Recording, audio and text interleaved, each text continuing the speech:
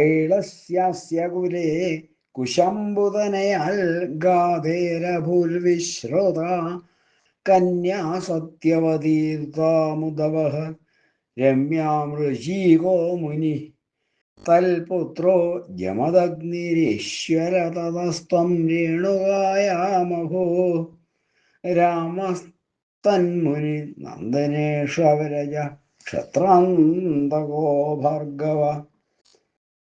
ആ ഐളന്റെ, അതായത് ഇളാപുത്രനായ പുരൂരവസിന്റെ കുലത്തിൽ കുശാംബുവിന്റെ പുത്രനായ ഗാധിയിൽ നിന്ന് പ്രസിദ്ധനായ സത്യവതി എന്ന കന്യകയുണ്ടായി.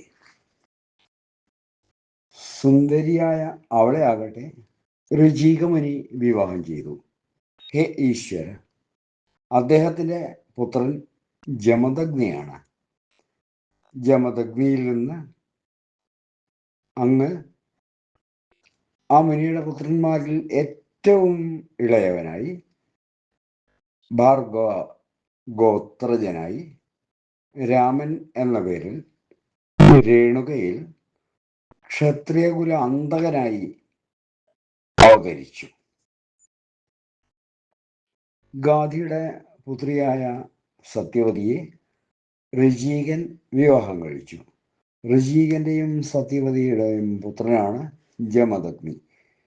ജമദഗ്നിക്ക് രേണുകയിലുണ്ടായ പുത്രന്മാരിൽ ഇളയവനാണ് ഭാർഗവ രാമൻ അഥവാ പരശുരാമൻ.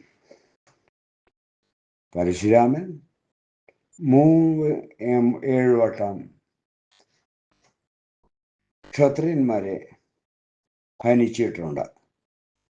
സർവത്ര ഗോവിന്ദ നാമ സങ്കീർത്തനം. ഗോവിന്ദ ഗോവിന്ദ.